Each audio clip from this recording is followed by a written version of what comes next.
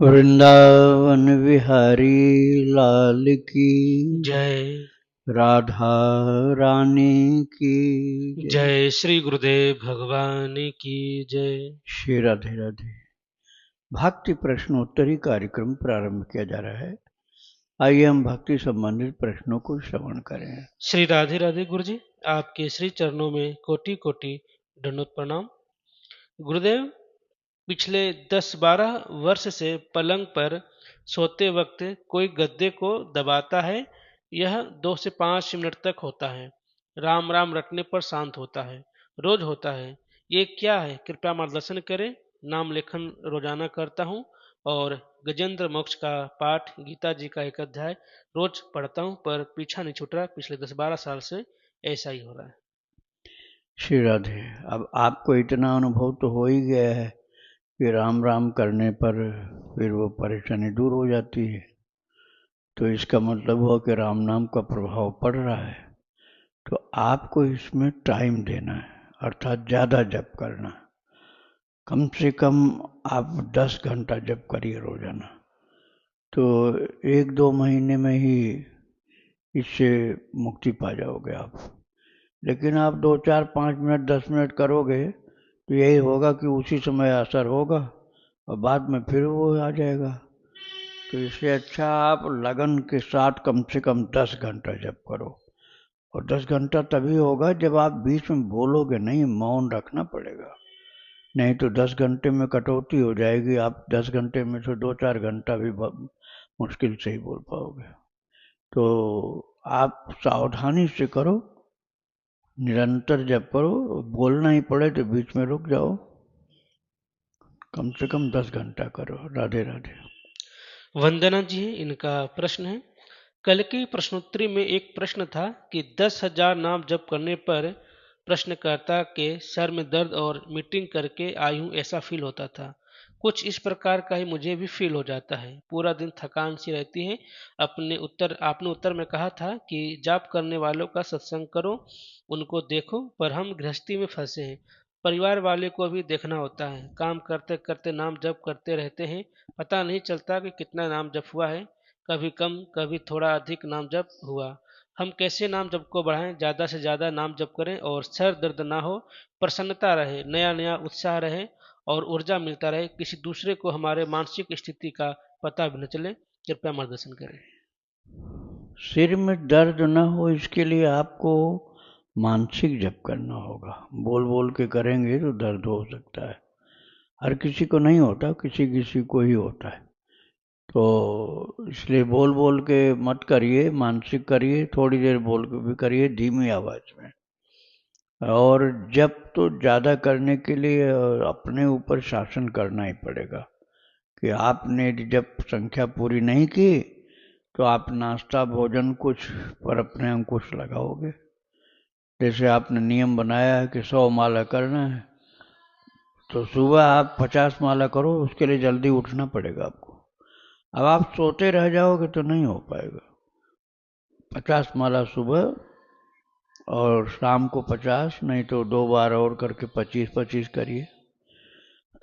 निश्चय पक्का होगा तब हो पाएगा। राधे राधे।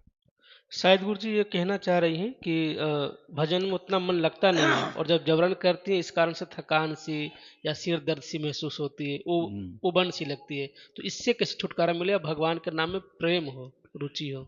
प्रेम तो तब होगा ना जब भक्तों का चरित्र सुनोगे और खूब जप भी करो। दोनों काम।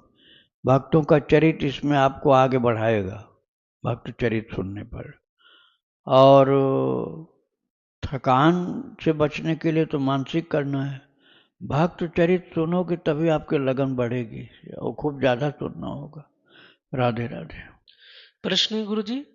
गुरुदेव, कल के प्रश्न में मैंने अपने स्वप्न के बारे में बताया जिसमें कुछ लोग राधा वल्लभ बोलने के लिए कहते हैं और मैं श्याम सदा शिव का जप करती हूँ। तो गुरुदेव, आपने कहा कि राधा वल्लभ का अपमान नहीं करके आपको राधा वल्लभ बोलना चाहिए।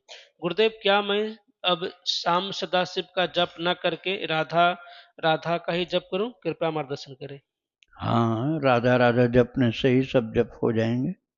राधा नाम में ही संपूर्ण जप हैं। आप भगवान का कोई भी नाम जो आदर पूर्वक श्रद्धा पूर्वक जप करें तो उसी नाम में ही संपूर्ण मंत्र और जप सब आ जाएंगे। राधे राधे। इनका दूसरा प्रश्न है, गुरुदेव जब मैं अकेले में राधा नाम बोलती हूँ तो बहुत रोना आता है। ये कृपा है आपके ऊपर। इसका मतलब ये हुआ कि आपका चित्त शुद्ध हो रहा है, काफी शुद्ध हो गया है।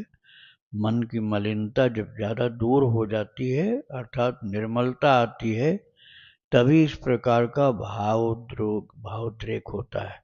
अर्थात भाव के कारण आंसू का प्रवाह चलना और भगवान के लिए रोना, प्रभु का नाम बोलने और सुनने पर रोना आना, तो ये चित्त शुद्धि का ही परिचय है आपका। बहुत अच्छा है, अच्छा रिजल्ट आ रहा है। आप खूब ज्यादा जप करो और प्रभु में लगो भक्ति के साथ। राधे राधे। पवन जी है, इनका प्रश्न है, गुरु जी मैं एकादशी का व्रत रखती हूँ मगर किसी एकादशी को अगर बहुत थकान हो या फिर घर में कामों की वजह से टेंशन हो तो मैं वह एकादशी नहीं रखती। वह एकादशी नहीं रखती यह सोचकर कि जब मन ही ठीक नहीं है तो व्रत का कोई लाभ नहीं है। मैं उस ऊर्जा से तो पूजा नहीं कर पाऊंगी, तो क्या यह सही है ऐसा करना मेरा? आप चलो भोजन आपने कर लिया मान लिया, लेकिन जप तो नहीं कम करना चाहिए। कमजोरी आ जाएगी, आप व्रत करेंगे इसलिए नहीं करते होंगे, लेकिन आपको जप नहीं करना चाहिए। भोजन करके जब शक्ति शरीर में आएगी तो थोड़ा विश्राम भले कर लो, लेकिन जप बढ़ाओ, तब आपको व्रत न करने का भी फल मिल जाएगा। जो व्रत नहीं कर रहे हैं तब भी व्रत का फल मिलेगा, जब खूब ज्यादा करोगे तब। श्री राधे राधे। इनका दूसरा प्रश्न है, कहते हैं कि हनुमान जी की भक्ति के बिना राम जी का प्रेम नहीं मिलता, तो क्या यही बात कृष्ण जी के लिए भी लागू होता है कि बिना हनुमान जी की भक्ति के बिना भगवान कृष्ण की भक्ति और प्रेम नहीं मिलता है? हनुमान जी की भक्ति किए बिना तो क्या हनुमान जी की भक्ति करनी पड़ेगी? नहीं, ऐसा नहीं है। हनुमान जी तो कभी ये बोलते ही नहीं कि मेरी भक्ति करो। हनुमान जी तो सीधा यही बोलते हैं कि मुझे देखो, मैं कितना अधम, असमय अधम, सखा सुनु मोहू पर रघुवीर। ऐसा खुद उन्होंने कहा कि मैं इतना अधम हूँ, तब भी राम जी ने मेरे ऊपर बहुत कृपा की है, तो विभीषण आपके ऊपर क्यों नहीं कृपा होगी। तो उन्होंने राम जी की भक्ति में लगने की बात की है। हनुमान जी ने कहीं भी ऐसा नहीं बोला है कि पहले मेरी भक्ति करो तब राम भक्ति करो। श्री राधे राधे। प्रश्न है, गुरु जी, आपने कल बताया था कि अभी कृष्ण मेरी बात नहीं मानेंगे क्योंकि अभी मेरी भक्ति इतनी ऊंची नहीं है। मैं तो अपनी योग्यता मानती ही नहीं हूँ, पर मेरी भक्ति इतनी ऊंची कैसे हो कि मैं उन्हें प्रत्यक्ष देख पाऊँ, प्रेम कर पाऊँ। मेरा प्रियतम भाव है उनके प्रति। वह इतनी सारी एक्टिविटी कर रहे हैं, पर जब उनका मन करता है जिस दिन नहीं कुछ करते हैं, मैं बहुत उदास रहती हूँ, बेचैन रहती हूँ। आजकल पागल सी हो गई हूँ, हर जगह उन्हें ही ढूंढ रही हूँ। कब और कैसे मेरी भक्ति इतनी ऊंची हो कि उन्हें प्रत्यक्ष बात होने लग जाए उनसे, उन्हें प्रेम कर पाऊं। अंदर से तो मुझे आवाज आती रहती है और जप महामंत्र का निरंतर चल रहा है पिछले 3 साल से कृष्ण की कृपा से। मेरा 5 साल का बेटा उन्हें सखा मानता है और वह एक्टिविटी मेरे और उसके सामने ही करते हैं। शरीर के पति को पता है कि घर में क्या चल रहा है, क्योंकि उन्हें भी आवाज आ ही जाती है काफी बार। हाँ, तो आपको जो लाभ प्रभु अपनी कृपा से दे रहे हैं वो लाभ कोई कम नहीं है। आप हठ मत करिए दर्शन के लिए। हठ करना ठीक नहीं होता भक्ति में। भक्ति में हठ करने पर प्रभु प्रसन्न नहीं होते हैं। जब जितना वो उचित समझेंगे उतना अपने आप करेंगे कृपा आपके ऊपर। उनको पता है कि ज्यादा प्रत्यक्ष होने पर व्यक्ति सहन नहीं कर पाता है।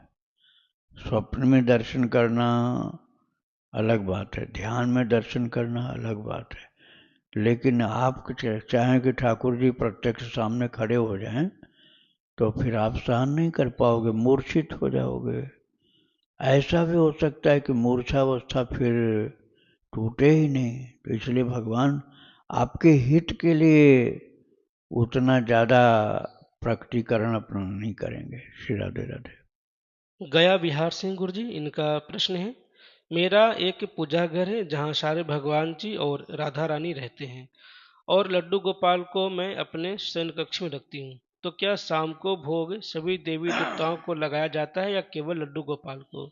नहीं, सभी को लगेगा। जो जो हैं आपके पास, भगवान को भोग लगाने के बाद सबके सामने थाली ले जाके रखनी चाहिए। और छोटा सा स्टेज है इन सब लोगों का, तो एक ही जगह थाली रखने पर सबका भोग हो जाएगा। दूर दूर रहते हैं तो सबके पास ले जाना चाहिए। श्री राधे राधे।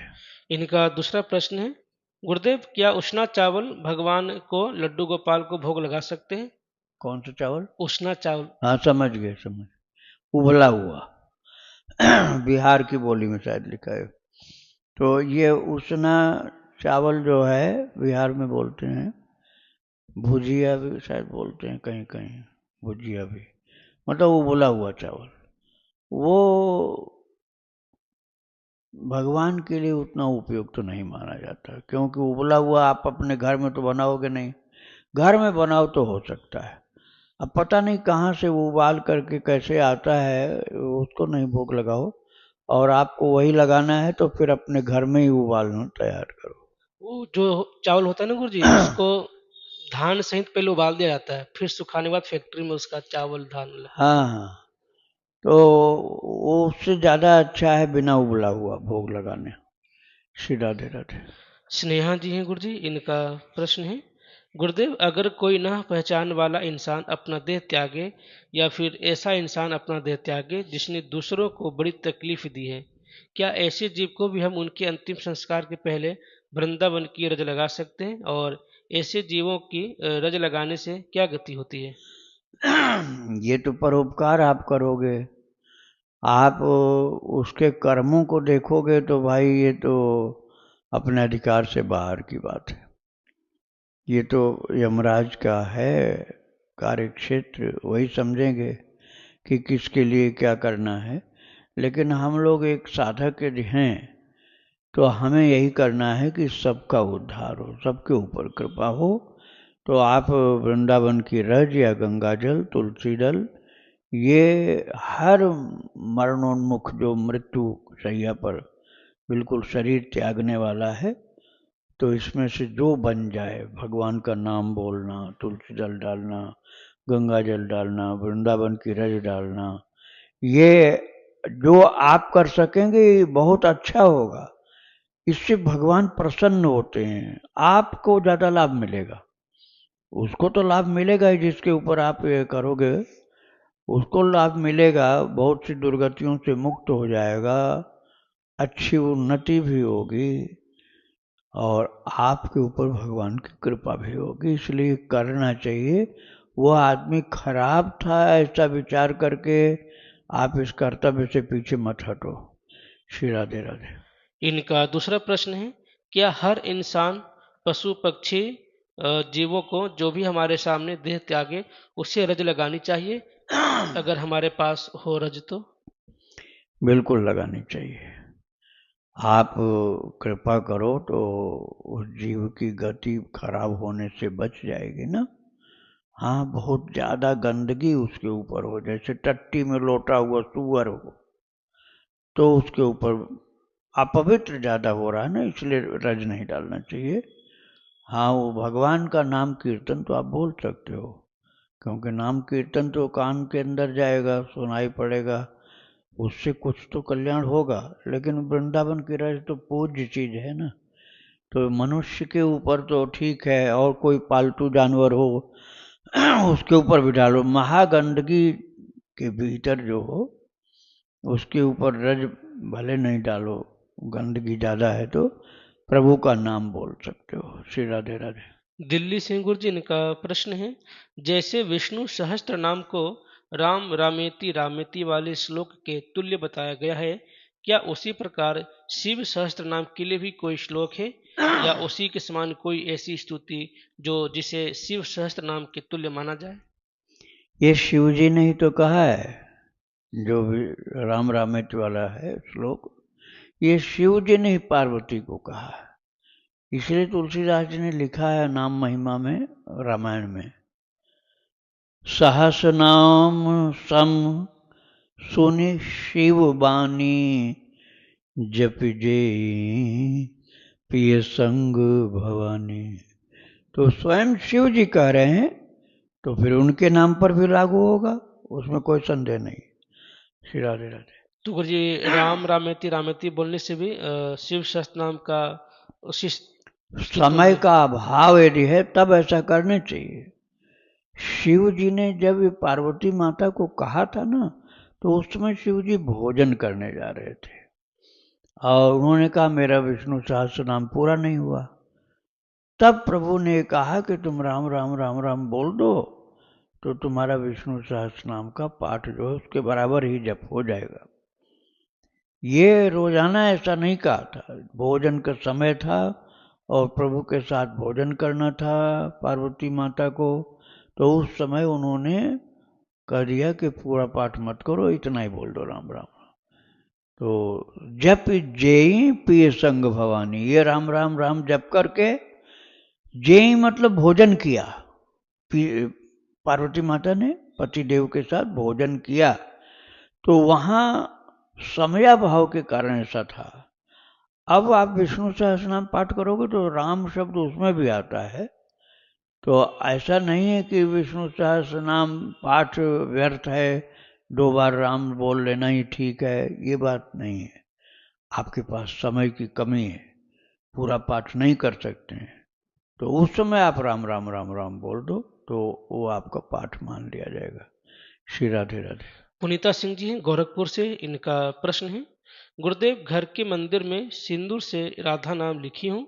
राधा नाम में जो राधा कृष्ण भगवान का जो चित्र प्रकट हुआ है, राधा नाम सफेद प्रकाश से प्रकाशित हो रहा है, उसकी लाइट कभी धीमी कभी तेज होती रहती है।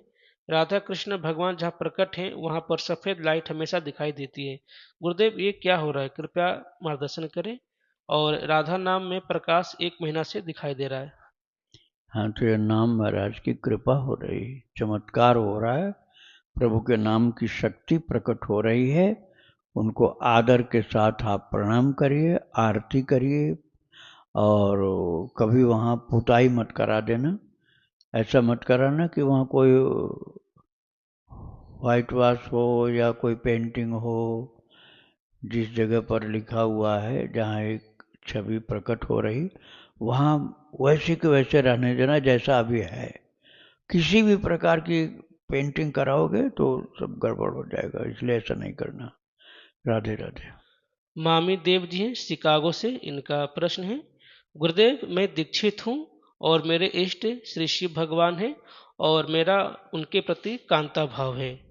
गुरुदेव, 11 नंबर की सुबह सुबह ध्यान करते हुए मुझे ऐसा लगा जैसे मुझे तंद्रा अवस्था में जाने के लिए मजबूर किया जा रहा हो।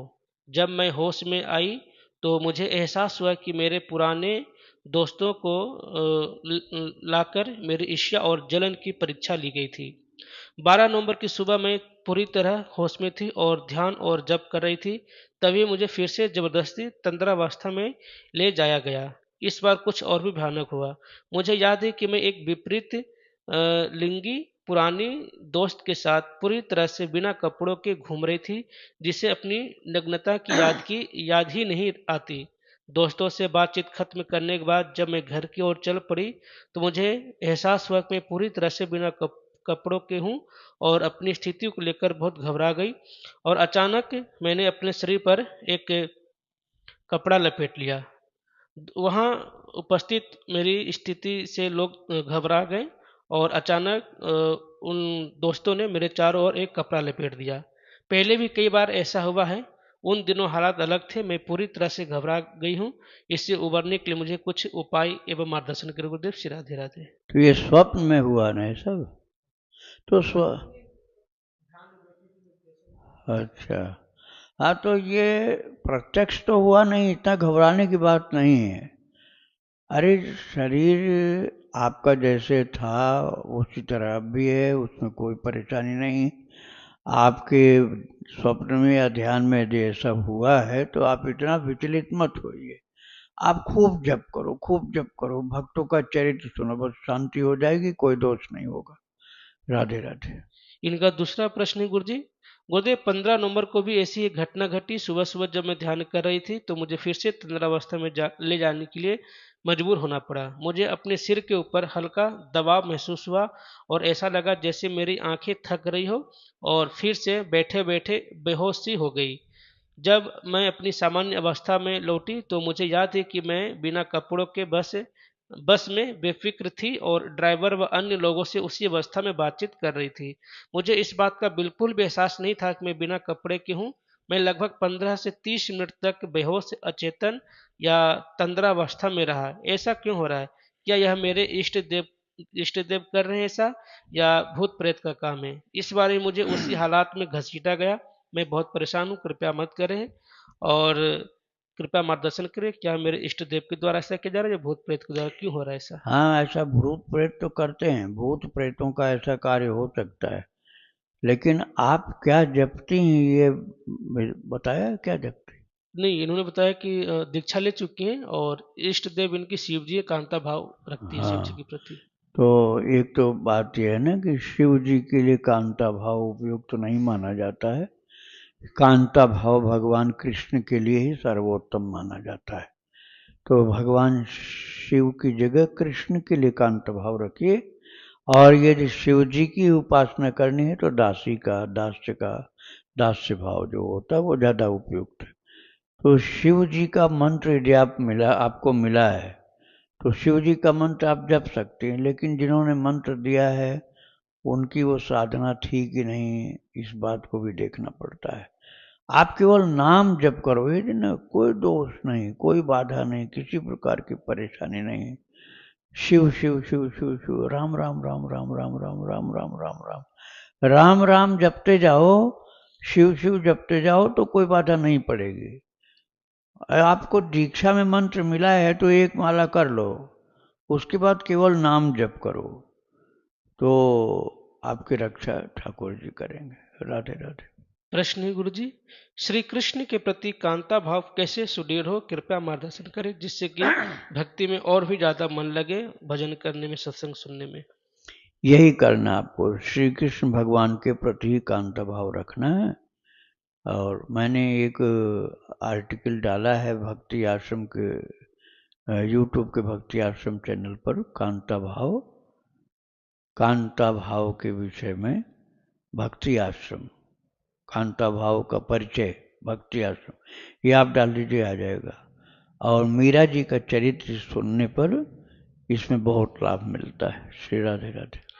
सुधीर जी हैं ग्वालियर से, इनका प्रश्न है, गुरुदेव भगवान श्री कृष्ण तो जानते थे कि अभिमन्यु का वध होने वाला है, फिर भी अर्जुन को युद्ध क्षेत्र से इतना दूर लेकर के क्यों गए?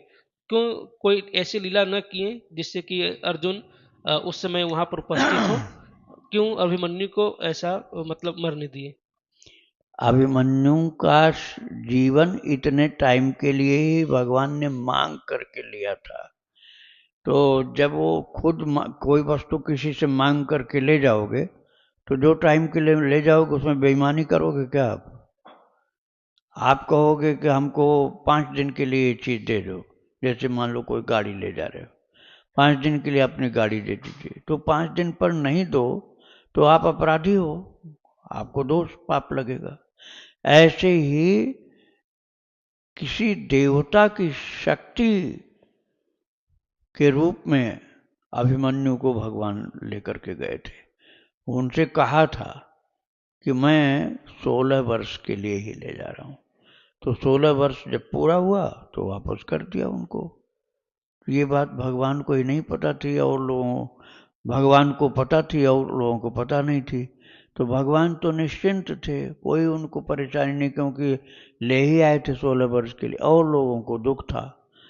बाद में रहस्य प्रभु ने बताया, तब दुख मिट गया। राधे राधे। कोमल जी हैं गुरुजी मुंबई से, इनका प्रश्न है, गुरुदेव मैंने पूज्य श्री प्रेमानंद जी महाराज के सत्संग में भी सुना है और पूज्य श्री मलुक पीठवाले महाराज जी के सत्संग में वह बता रहे थे कि किसी भी स्त्री को चाहे वो गुरु ही क्यों ना हो, संतों के शारीरिक सेवा नहीं करनी चाहिए। अगर शारीरिक सेवा करनी है तो अपने माता पिता एवं पति की ही केवल करनी चाहिए, यही धर्म है और यही मर्यादा है। परंतु गुरुदेव, हम जैसे भक्तों की, शिष्यों की भी इच्छा होती है कि हम गुरुदेव की सेवा करें, तो ऐसे में हमें हमें क्या करना चाहिए? क्या हम अगर अपने गुरुदेव की या किसी संत की सेवा करते हैं, शारीरिक सेवा, तो क्या यह अपराध माना जाएगा संतों के प्रति और मेरे लिए पतिव्रता धर्म के भी विरुद्ध हो जाएगा? कृपया मार्गदर्शन करें। शरीर की सेवा की भी लिमिट होती है। जैसे आपने चरण धोकर चरणामृत पान किया, मान लो आपके गुरुदेव आपके घर गए हैं, आपने उनका चरणामृत प्राप्त किया, और जैसे आप पति पत्नी दोनों लोगों ने धोया, पति पत्नी दोनों ने अपने गुरुदेव के चरणामृत प्राप्त किए चरण धोकर आपके घर में, तो आपकी श्रद्धा यदि कम नहीं है तो अपने पति के साथ आप दोनों मिल करके गुरुदेव के चरण को धो सकते हैं चरणामृत प्राप्त करने के लिए। लेकिन श्रद्धा में यदि कमी है तो नहीं कर सकते हैं। श्रद्धा बहुत अच्छी हो तो पति पत्नी दोनों मिल करके सदा से ऐसा किए हैं भाई। अरे वशिष्ठ जी महाराज आते थे तो भगवान श्री सीताराम जी दोनों लोग चरण धोते थे। वशिष्ठ जी जब घर में पधारते थे तो श्री सीताराम जी दोनों लोग वशिष्ठ गुरुदेव के चरण धोते थे। तो यहाँ तक की लिमिट तो मिलती है शास्त्रों में। अब आगे की बात तो हम नहीं कुछ कर सकते, हमको आगे की बात पता नहीं। पार्वती जी के बचपन का प्रसंग आता है रामायण में कि जब नारद जी पधारे थे हिमाचल के घर, पार्वती छोटी सी बच्ची थी, तो वहां लिखा हुआ सूता बोल मेले मुनि चरना, ये चौपाई लिखी हुई आप ढूंढ लो। मुनि के चरण पर ही हिमाचल ने अपनी पुत्री पार्वती को रख दिया और वो चरण में पड़ी भी रही। तो अब भाई हम तो कुछ नहीं ऐसा कहेंगे, लेकिन जो लिखा हुआ उतना हम बता रहे हैं। मन का क्या आकार है और ये शरीर के कहाँ रहता है, किस भाग में रहता है? मन का क्या आकार है और शरीर में कहाँ रहता है? अच्छा, अब आपसे पूछा जाए कि आपके शरीर के अंदर आत्मा कहाँ रहती है, आप बताओ, बता दो क्या आप? ये सूक्ष्म चीज है। सूक्ष्म चीज जो होती है वो कहीं भी रह सकती है। जो चीज सूक्ष्म है वो कहीं भी रह सकती है। जैसे एक बूंद ड्रॉप है पानी, और यह बहुत छोटा सा एक बुलबुला है, उसको आप इंजेक्ट कर दो शरीर में, कहीं भी चला जाएगा, आपको मिलेगा नहीं। वो एयर का जो हल्का सा छोटा सा बिंदु था वो शरीर में किस जगह, वो हवा चली गई, आप खोज नहीं पाओगे, वो चला जाएगा, कहीं भी घूमता रहेगा। ऐसे ही पानी जो इंजेक्ट किया गया वो कहाँ गया, पानी नहीं मिल सकता है।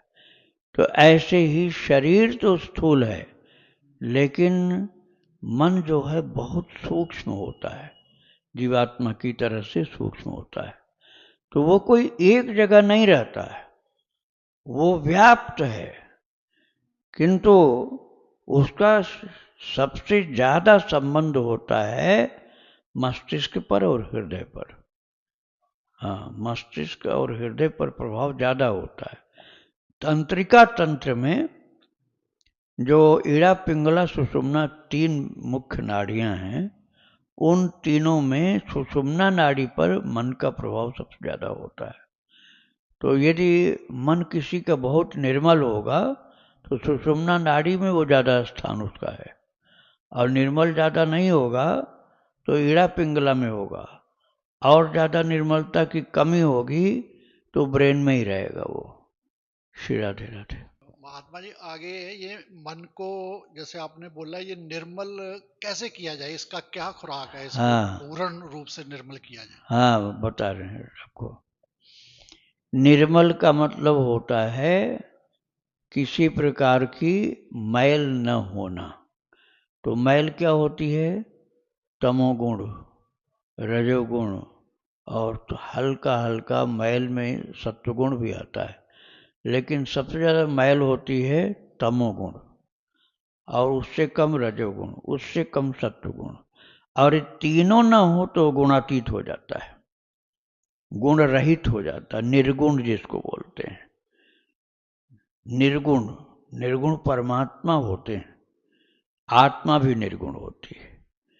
गुणातीत, निर्गुण आत्मा और परमात्मा होते हैं।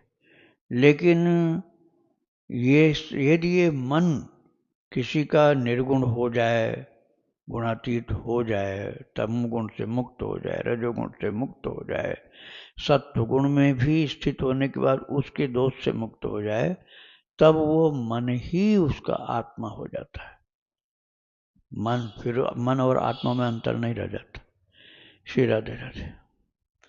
वृंदावन बिहारी लाल की जय। राधा रानी की जय। श्री गुरुदेव भगवान की जय। श्री राधे राधे।